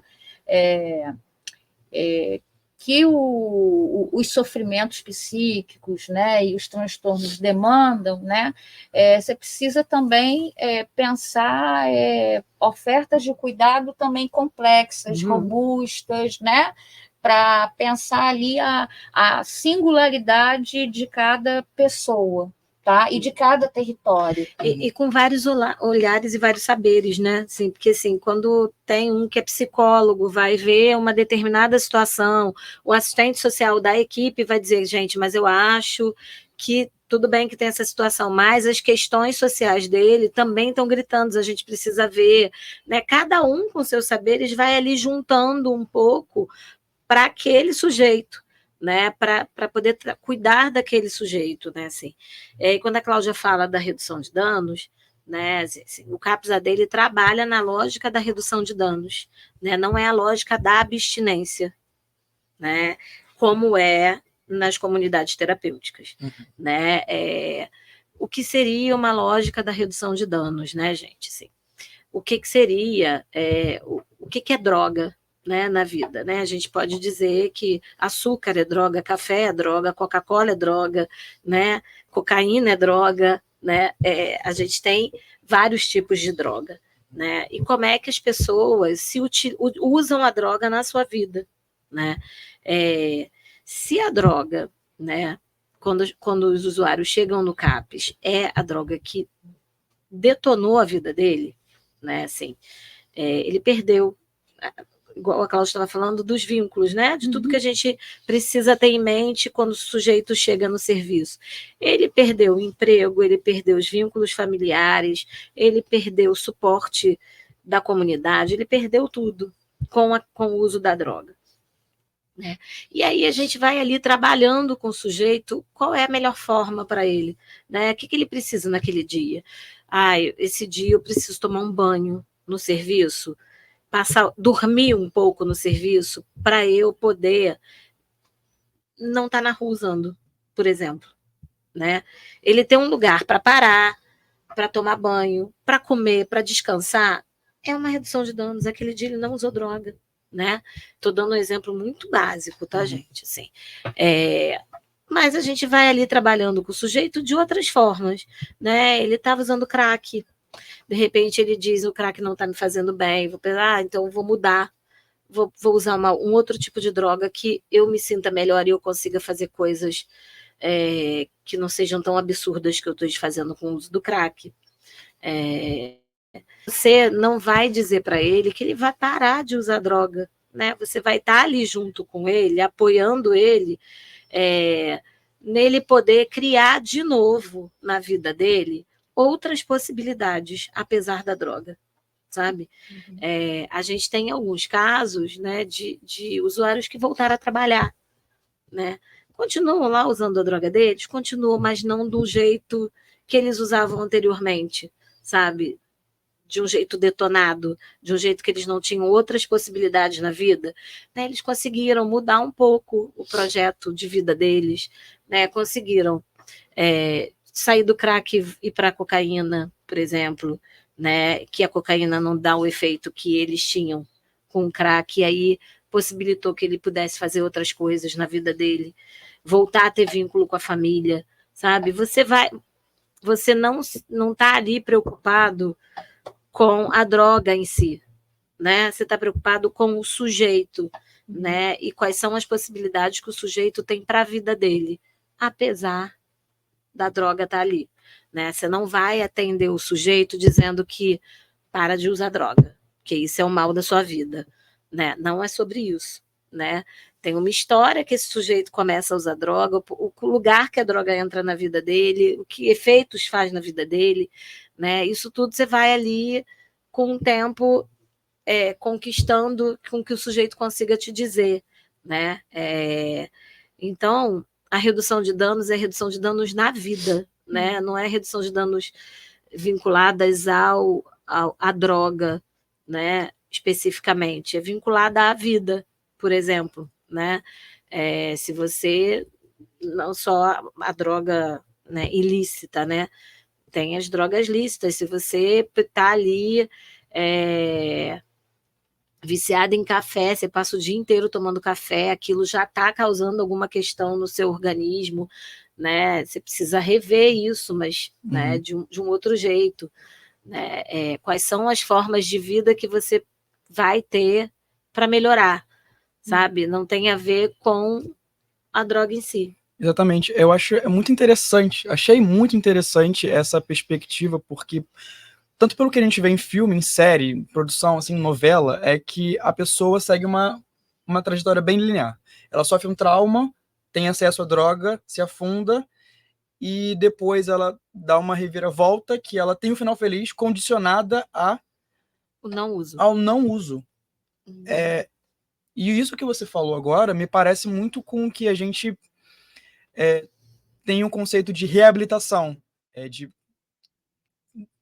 permitir que essa pessoa volte não para a mesma vida, mas de uma forma mais com controle de si mesma, que ela consiga perceber a próxima vez que ela vai precisar de ajuda e poder pedir. Para mim, isso foi muito interessante. Só fazer uma observação aqui, que fique claro, né? A gente está falando aqui abertamente sobre isso. Não se trata de apologia, não se trata de nada disso. Não é uma questão à droga, gente. É uma questão de direção de acolhimento. tratamento. É uma direção de tratamento. A gente precisa entender que sim, usuários de drogas existem, não são só pessoas em situação de rua, e às vezes nem pessoas em situação de rua usam. Usuários estão aí, certamente você conhece alguém, mesmo que você saiba ou não. Então, acho que é importante a gente frisar isso aqui. A gente não está falando sobre, porque usar droga não tem problema. É uma questão de acolhimento. Então, acho que é importante a gente frisar isso aqui, que a gente está falando sobre como essas pessoas precisam ter esse apoio, ter essa rede e chegar, né? Porque tem gente que se sente culpada e não chega nesses lugares. Eu acho que dizer que é uma política. Aham. É uma política de redução de danos. Exatamente. A gente não se tirou isso de não é de um cartola, não é um achismo, né? Sim. É uma direção, inclusive, de práticas a nível internacional, né? Colocadas também na Organização Mundial da Saúde, enfim, né? Mas eu queria só fazer um complemento, né, de que a política de redução de danos, né, e a prática da redução de danos, né, ela nos é muito cara porque ela traz um dos princípios do SUS, que é o acesso universal e a ideia de cidadania, né? Se a gente pensa lá no SUS, né, antes do SUS, e aí a conversa com os seus avós, com os seus pais, né? Só quem tinha direito ao cuidado, acesso à saúde, aos equipamentos de saúde, era o trabalhador com carteira assinada. As outras pessoas, né, esse cuidado era destinado a instituições filantrópicas, né? Então, o Sistema Único de Saúde, com todos os atravessamentos, com todas as questões, né, ela é uma ousadia, ela é um projeto civilizatório, ela não é só um sistema, né? Ela é uma certa perspectiva de vida e de futuro, tá? Com todos os problemas. Eu acho que, posto isso, né, um dos princípios do SUS é o acesso à universalidade. Então, qualquer um, seja um morador de rua, seja eu, seja você, seja o cara que mora lá na Vieira Solto, se ele está atravessando a rua e ele sofre um acidente, ele vai para o hospital público. Tá. Então, a questão do acesso. E aí, o que isso tem a ver com a redução de danos? As pessoas são diferentes, elas podem coisas diferentes. A gente trabalha com a singularidade das vidas, né? Então, tem alguém que, na sua relação com a droga, o cuidado pode se orientar para a abstinência, mas ele não pode ser a condição de acesso àquele tratamento e àquele cuidado, né? Então, para alguns, a abstinência, ou seja, a interrupção total ali do uso com a substância, pode ser um caminho. Para outros, não. Eu acho interessante fazer uma certa analogia, até porque a droga, né, ela, com todos os atravessamentos, né, que eu acho que a Camila também foi tendo cuidado de ressaltar, né, ela produz prazer, alívio, prazer, né? E acho que é interessante pensar essa dimensão da redução de danos, fazer uma certa transposição, né? Com uma ética do cuidado, e que as pessoas elas podem coisas diferentes, em momentos diferentes. Então, para uns, e aí fazer uma certa analogia com a questão da dieta, por exemplo. Uma pessoa que quer mudar seus hábitos alimentares, está precisando perder peso, até por uma questão ali de saúde, de risco, enfim, né? Comida é sociabilidade, é prazer, né? Não é criminalizada, né? E tal, mas tem ali. Então, assim, você vai e você impõe uma dieta para uma pessoa.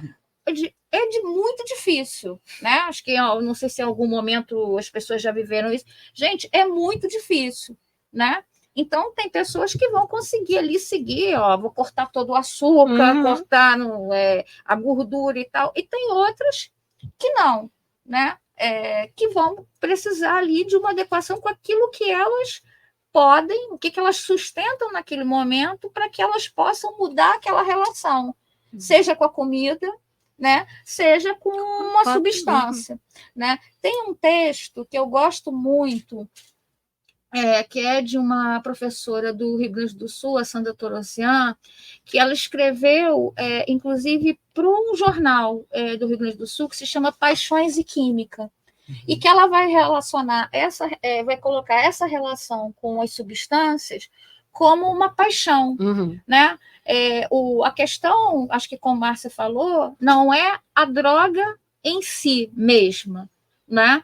Mas a relação que os sujeitos estabelecem com ela, né? Então, uma relação, aí lembrando da nossa conversa anterior, a ideia de prejuízo e de risco, né? Então, aquela pessoa que só está ali cheirando, só está na cena de uso o tempo todo ali intensivo, a pessoa não está nem conseguindo comer, nem beber água, nem minimamente ali numa relação intensiva, a redução de danos, ela entra ali um pouco, como a Márcia falou, ofertar uma água, um banho, um doce, uma comida, né?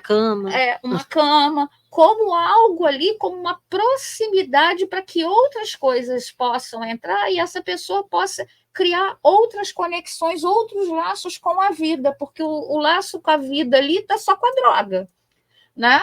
Então, a gente é uma paixão, sabe? E aí eu acho muito interessante esse texto da Sandra, né? Porque ela vai colocar nesse patamar ali, paixão, é uma paixão, sabe aquela coisa muitas vezes obsessiva que a gente se relaciona com alguma coisa, inclusive com pessoas, né? A paixão, né? Que é só aquilo que é quase que doentio, né? Isso também se dá na relação com substâncias, né? E aí a gente vai oferecendo outras coisas para que essa relação, se ela não puder ser extinta, e se o sujeito não quiser que seja extinta, né, que ela possa ser afrouxada e ele possa se conectar com outras coisas da vida.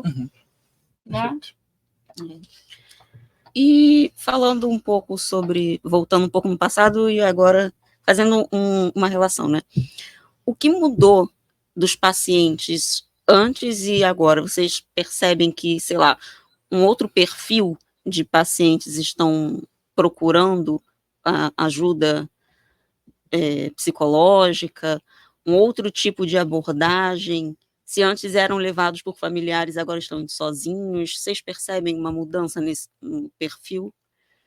Então, sim, nos CAPs de transtorno, assim, a gente tem, acho que, não sei se teve uma mudança de abordagem, sabe, assim, acho que teve uma mudança de tempo, de época, né, as coisas, mas acho que ainda tem algumas coisas, as coisas que incomodam, né, que estão fora da caixinha, isso sempre retorna em algum lugar, sabe? Os CAPs, né, eles são serviços de saúde mental para transtornos mentais graves e persistentes, né? Então, os transtornos mentais mais leves e moderados, eles vão aparecer nos ambulatórios, sabe? Eles vão aparecer em outros lugares, né? Porque às vezes ainda tem pessoas que têm vergonha de chegar em CAPs, porque ou chegam em CAPs e ficam muito assustadas, né? Isso por um lado até é bom, sabe? Você ficar assustada chegando num serviço de saúde mental que atende pacientes graves, né? Porque você não se reconhece naquele lugar, você diz, caraca, eu não tô desse não jeito, é para mim. Eu não tô desse jeito, não. Acho que não é aqui que eu tenho que vir, entendeu?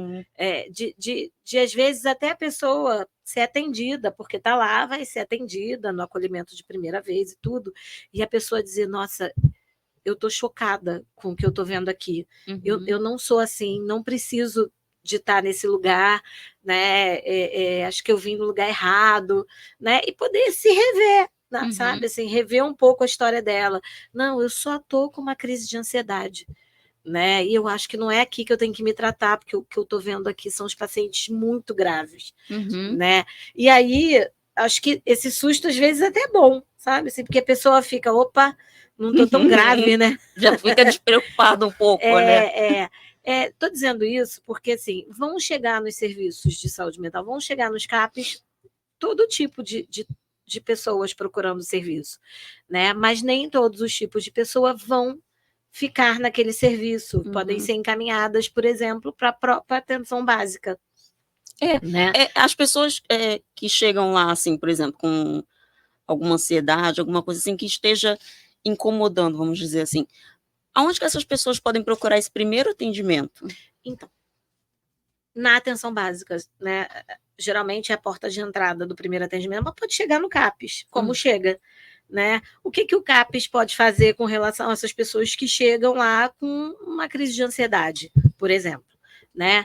Ele vai discutir o caso com a clínica da família próxima dessa pessoa, né? A gente chama de matriciamento, né? A gente vai fazer o matriciamento desse caso com a clínica da família e ver quais são as melhores possibilidades, né? Se é um caso que o próprio CAPES está ali dizendo junto com o médico, olha, a gente pode fazer isso juntos, né? Ela pode ser atendida aqui na clínica da família, pode tomar esse tipo de medicação ou não, pode entrar em algum grupo, por exemplo, tem pessoas mais velhas que chegam com crises, né, de ansiedade, porque estão sozinhas, porque não tem a família mais próximo, né? E aí, às vezes, não é dado nenhum tipo de medicação para ela, mas é colocado dentro de um grupo com um educador físico, por exemplo, né? Um grupo de atividades que tenha para terceira idade na clínica da família, né? Então você vai ali, eu costumo dizer que a gente vai inventando coisas, sabe? Inclusive para não chegar à medicação, né? Então pode ser que a pessoa está naquele grupo fazendo ali uma atividade física e estando incluída num grupo social, já melhore, sabe? As clínicas da família possuem esse atendimento que você está falando de início, né? A pessoa pode ir numa clínica da família e procurar. Porque os médicos da clínica da família, eles são médicos de família, então eles são generalistas, eles podem atender todo tipo de coisa que aparece lá, inclusive questões de saúde mental. E aí eles vão avaliar se é um caso grave para CAPES, se é um caso leve para estar em ambulatório, se é um caso se é um caso moderado para estar em ambulatório, ou se é um caso leve que possa estar na clínica da família fazendo esse tipo de atividade, sabe? E aí lá eles vão fazer esse encaminhamento. Isso, e aí eles vão poder encaminhar de uma forma melhor também. Né? A clínica da família faz esse tipo de trabalho também. E os CAPES também. É legal a gente falar, porque às vezes as pessoas estão assistindo, né? Falar, poxa, não sei se a pessoa fica meio assim, né, de procurar, porque às vezes a pessoa não se enxerga dessa maneira, tipo, nossa, isso não é para mim. Mas às vezes é só, sei lá, um apoio que a pessoa precisa, um acolhimento, né? Então é legal a gente falar sobre, né, essa porta de entrada para a pessoa. Poxa, acho que tem uma clínica da família do lado da minha casa, então acho que eu vou dar uma passada. Ou a pessoa se acha muito grave. Nossa, eu estou muito grave, não consigo mais dormir, taranã, e chega num CAPES e diz, meu Deus, eu não estou grávida. São os dois pontos, né? Acho que pode também ter isso. Né? E aí, ainda que ela chegue no CAPES, né, ela também vai ser acolhida e ela vai ser redirecionada, né, de acordo com a necessidade dela. Muitas vezes acontece, né, a gente chama isso de acolhimento, né? Muitas vezes, né, a pessoa vai ao serviço e talvez a gente precise assim, ouvir mais uma vez, né, acolher mais uma vez, pedir o retorno, ainda que a gente não defina para onde ela vai, né, ela já está sendo cuidada ali. Então, muitas vezes, essa demanda inicial, né, ela se dilui ali. Né? Então, isso que Márcia colocou, né? Nossa, não estou tão doida assim, né? Ou eu fiz fui acolhida, e aí você me fez, pessoa que acolheu, você me fez pensar ali em algumas coisas, e eu fui acessando meus próprios recursos, meus próprios caminhos. Isso já é cuidado, tá? Não é um encaminhamento para um serviço que ele vai, e que a partir daí a pessoa vai ser cuidada. Né? Às vezes a pessoa só ser ouvida já é. Exatamente.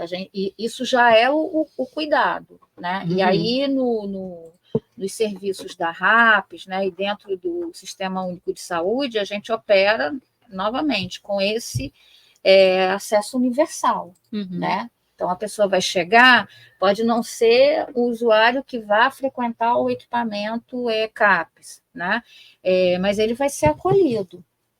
Né? Acho que isso é uma diferença aí, importante, assim, e uma marcação importante. Né? E aí, fazendo também uma aproximação, quando você falou da população LGBTQIA+, por exemplo, nas clínicas de família, a gente tem os médicos generalistas, né?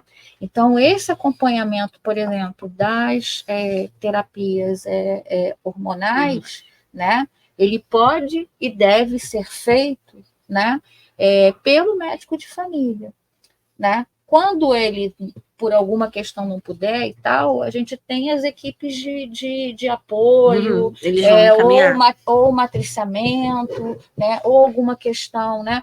Mas se a gente tem essa direção do acesso, a gente sabe que na vida como ela também tem barreira, né? Então, isso que muitas vezes eu falo, mas eu não sou especialista, não sou endócrino, né? E muitas vezes essa barreira, ela está totalmente ali atravessada pelas questões do preconceito, pelas questões morais, né?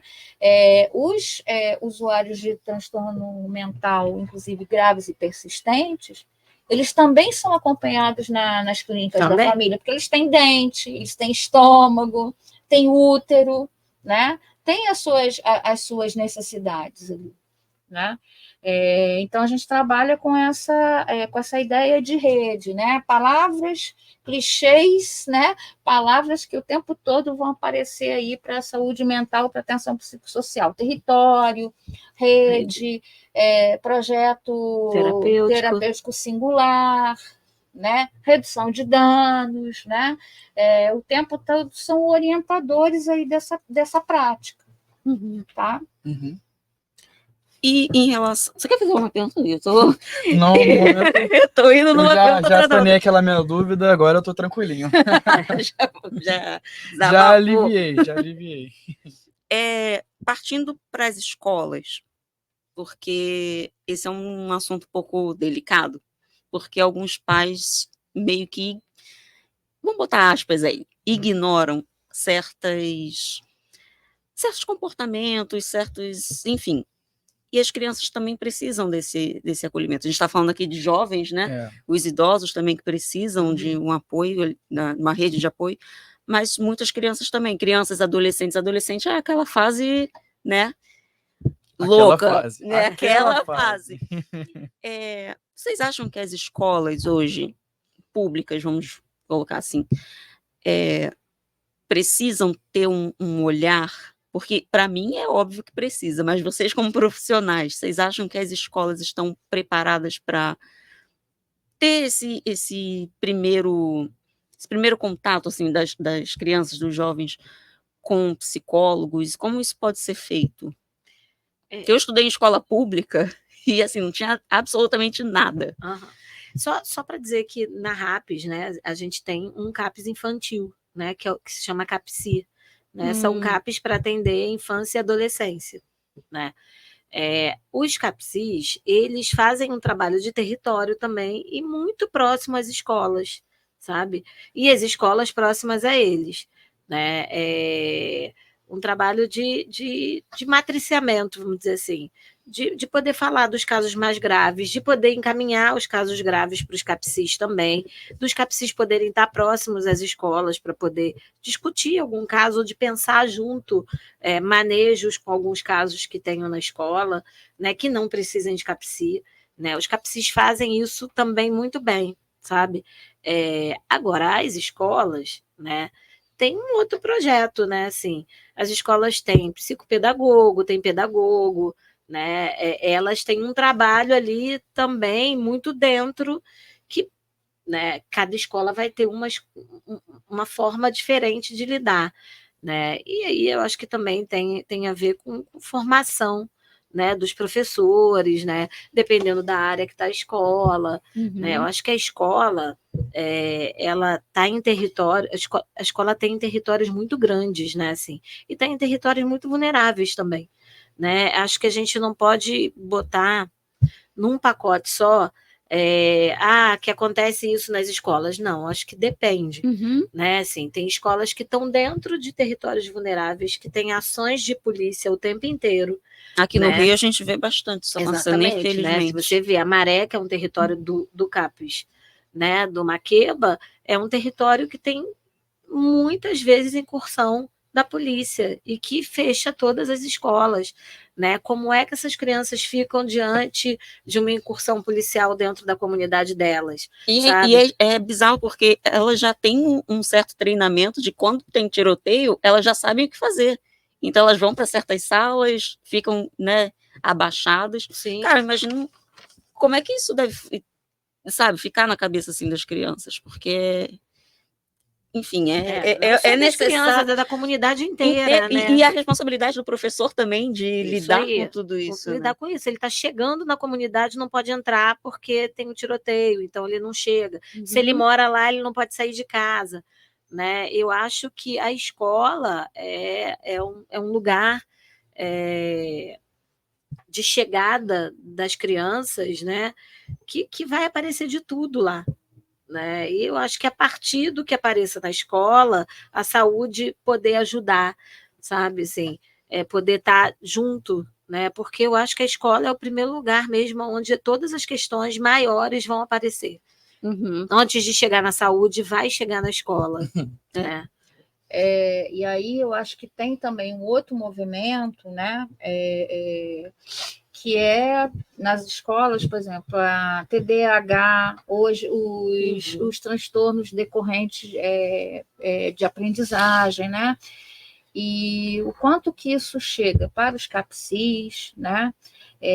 Ou até via atenção básica também, e o quanto que uma parcela infinitamente menor é que, de fato, vai ter um transtorno. Então, acho que tem ali uma medicalização, um processo de medicalização ali, daquilo que não é adaptado, né? Daquilo que é mais difícil ali de você normalizar, né?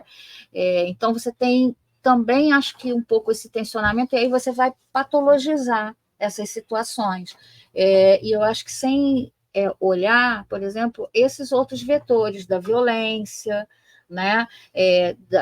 Das próprias condições da escola, de poder olhar de uma forma singular para aquele aluno, né?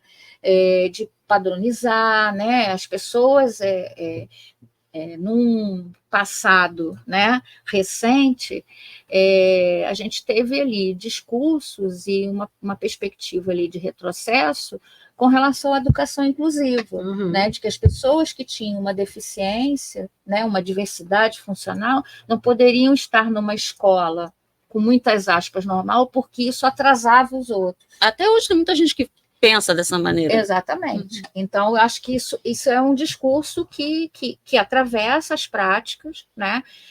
Outros fenômenos, por exemplo, o bullying, né? O bullying, se a gente pensa na sua dimensão ali cotidiana, ela é uma forma de controle.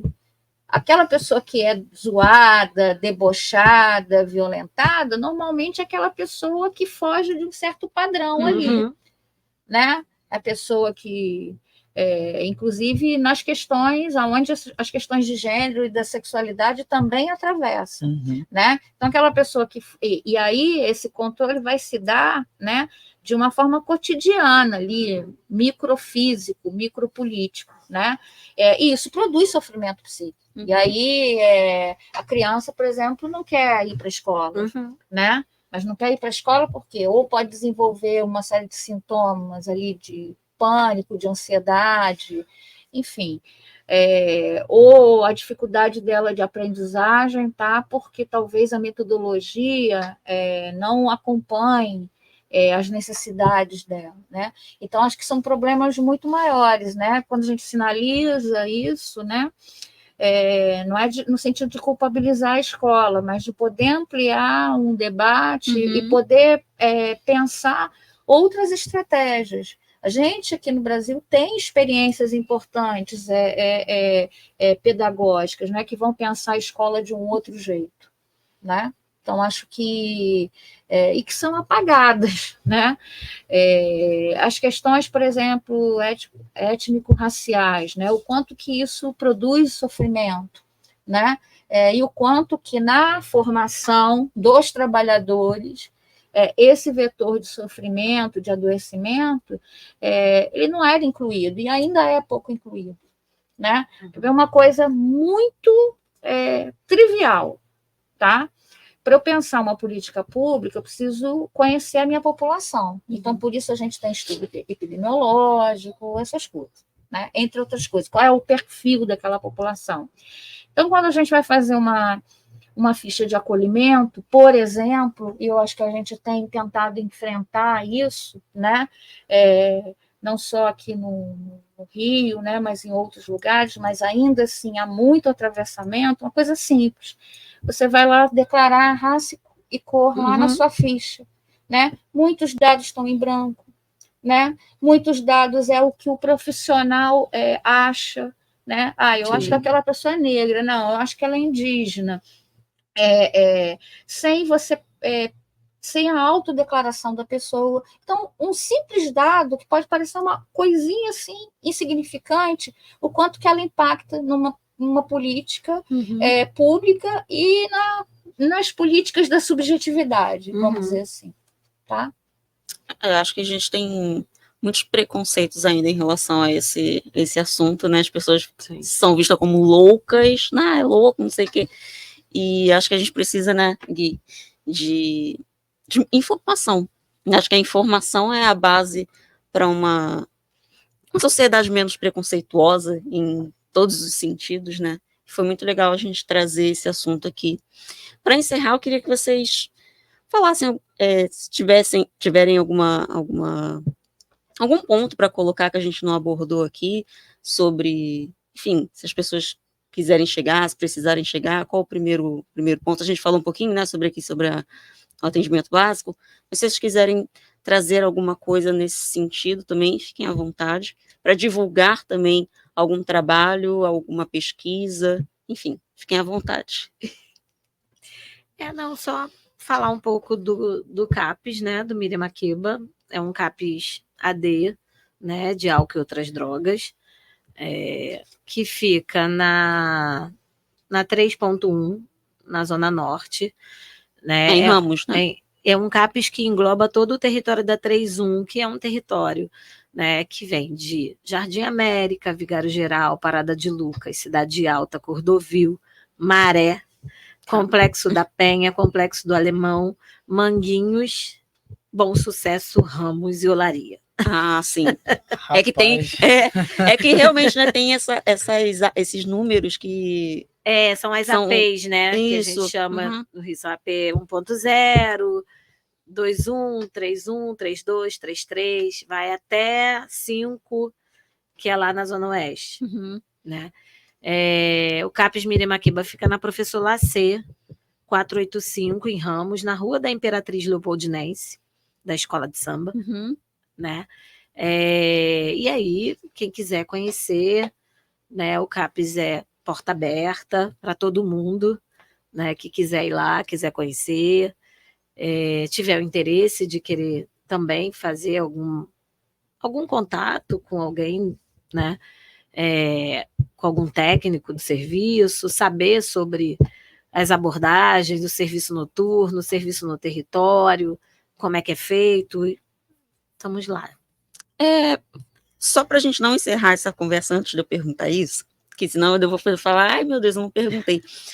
Os CAPs trabalham muito com tratamentos alternativos, né, de arte e tudo mais. Resumidamente, para a gente não ficar muito tempo, queria que você falasse isso, porque eu acho muito importante, porque a gente estava falando sobre os tratamentos antes, que eram muito pesados, e aí eu queria que você falasse um pouco sobre esses tratamentos, para as pessoas, sabe, sentirem que realmente as coisas estão mudando. Sim. E que elas não tenham medo de procurar, e enfim. Acho isso que foi importante, né? Assim, no carnaval a gente fez um bloco, né? A gente colocou o nome de Folia Maquebense, né? E aí a gente teve lá muitos pacientes envolvidos no bloco, a gente deu camisas para eles, né? Eles foram percussionistas, né, ensaiaram o samba, fomos para a rua, né? Eu acho que poder fazer isso naquela comunidade, né, aonde que os moradores daquele território possam ver que ali não tem só usuários de droga, né? Ali tem pessoas que têm vida, que sabem fazer outras coisas, né? Então, a gente tem um educador físico, né, que fez uma oficina de dança na rua, que fez uma oficina de funcional com eles, né? A gente tem um comunicador social que ele trabalha com grafite, né? Então ele faz isso com os usuários aprendem a fazer grafite, né? Então a gente tem muitas alternativas de oficinas, né? Agora a gente está organizando a festa junina. Opa! Né? Opa! Que bacana, que bacana. A gente está organizando a festa junina, que a gente quer que seja na rua, né? Com os vizinhos, com barraca, com quadrilha, né? Então, é sobre isso, né? Sobre ocupar o território, né? E a vida. É importante, né, trazer essas pessoas para a sociedade, porque são pessoas, né? A gente fica com essa coisa de... São da sociedade. Exato! Pertencem. Isso aí. E aí, assim, eu acho que uma das orientadores aí, né, palavras-chave, né, direções ali de cuidado-chave, né, é produção da vida, né? Então, é a arte, são as expressões culturais, é o trabalho, mas não é esse trabalho, é um trabalho assistido, com outras possibilidades ali, com outras regras, com outras possibilidades ali de inserção, né? Os passeios, né, Cláudia? Sim, os passeios culturais. Acho que o último passeio foi na Pequena África, né? Vocês fazem passeios, legal. Isso, e aí eles puderam lá ir, né, com um guia turístico, e eles chegaram falando muito sobre, né, conseguiram, né, estar nesse lugar de empoderamento, né, assim, do lugar deles na sociedade, né, da raça, da cor, da história. Assim, foi muito interessante de ver, né? E é isso, são ofertas de cuidado ali para a vida, né? Então, envolve a arte, envolve a cultura, envolve muitas vezes essa coisa, um recurso, né? Acompanhamento terapêutico. Muitas vezes você não vai produzir só o cuidado ali na salinha, no serviço, às vezes você vai dar uma volta com a pessoa lá na esquina, né? E ali você está conversando com ela, tá cuidando, né? Cuidando, né? Enfim, dança, uma infinidade de coisas, né? Ir à praia, isso que Márcia falou dos passeios, né? Propostas ali de atividades, né? Em conexão com a vida e pensando aquilo que faz sentido para os sujeitos, para aquele grupo, né? E não algo que eu acho e que eu vou propor ali para aquelas pessoas, tá? Assim, se vocês até forem fazer outro programa e deslanchar aí esse tema, né? Acho que seria muito interessante vocês chamarem os usuários dos serviços, né? Porque eu acho que isso é uma outra direção também, que é diferente, né? Quando você fala assim, o tratamento alternativo. A centralidade, ela está no usuário e no sujeito, né? Ele não é um objeto da intervenção, ele é sujeito, isso que Márcia falou do empoderamento, do protagonismo, né? Isso é produção de saúde, isso é produção de vida. Tem um paciente, né, que ele é da oficina de bijuteria, porque a oficina de bijuteria é uma oficina de geração de renda, né? E aí essa oficina foi chamada para estar em Brasília, no evento, no congresso, né? Foi da luta, né? E aí ele coloca, né? Que foi o Congresso de Saúde Mental. E aí ele coloca que é do papelão ao avião. Né, que ele dormia na rua e que ele estava viajando para Brasília. Poxa, gente, que incrível. Muito legal. Bom trazer esse assunto aqui, porque a gente precisa falar bastante sobre, né? Não é uma coisa... não sei, as pessoas precisam, às vezes, desse acolhimento, e é bom a gente falar sobre isso, falar que é possível, né, a pessoa ser acolhida, a pessoa ir até um ponto, saber que as coisas estão mudando, porque acredito que ainda precisam mudar algumas coisas, né? Não está dado. É. Olha o retrocesso que nós tivemos aí de 8 anos atrás. Né? Pois é, exato. Mas a gente vai seguir juntos na luta antimanicomial. Obrigada, gente. Aquela série que você falou de novo sobre o Holocausto... Os filmes, o documentário, é o Holocausto Brasileiro. Uhum. Eu acho que tem um documentário também que é o Casa dos Mortos, que é da Débora Diniz, Uhum.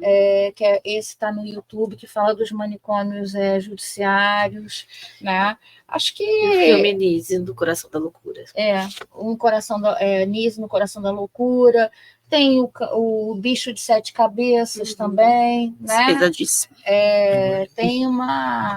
Tem um filme que eu acho que eu estou discutindo na terça-feira com os alunos. Eu trabalho muito com filmes também, com documentário, né? Que é um filme, é uma ficção, mas é interessante ali para o debate também, que é o Praça Paris, que foi filmado aqui da Lúcia Murat, que foi filmado, inclusive, aqui na UERJ. Aí fala da questão da violência institucional, da clínica, né, da colonialidade do saber, né, da violência nas periferias e principalmente do racismo e da branquitude. Eu acho que é um filme bacana. Assim. Ótimo, gente. Obrigada por terem vindo. Não sei nem como agradecer, foi ótimo, né? Foi uma conversa muito produtiva, muito bacana. Obrigada, gente, de verdade. Obrigada, Gui. Obrigada a você que está nos assistindo também. Eu agradeço também o convite, fico aqui à disposição, né? E acho esse convite que Márcia fez de lá conhecer o serviço, né? O serviço é para as pessoas, né? Poderem ali, independente do tratamento, né? Poder conhecer o serviço da sua comunidade ali também, né? Eu queria agradecer também vocês, muito obrigada. Agradecer a parceria aqui com a Cláudia, muito mais didática que eu. Imagina. Mandaram super bem. A gente se completou. Se você pegar. Total. Exato. Total. Exato. Muito obrigada, gente. Foi ótimo. Camila, Cláudia, Márcia, que conversa, que bate-papo. Nossa, para mim foi muito esclarecedor, foi muito interessante. Eu não imaginava que o meu dia fosse começar dessa forma. Muito obrigado. Por aqui, esse foi o Entreviews, um programa alternativo do Entretenicast, o entretenimento ao alcance dos seus ouvidos. Agora dos seus olhos também. Dos seus olhos também, da sua mente. Que faz parte do projeto de extensão Ateliê do Podcast, porque fazer som é uma arte, que faz parte do Laboratório de Áudio da Faculdade de Comunicação Social, na UERJ, o Audiolab, que é a UERJ em todo lugar. Gente, muito obrigado e até a próxima.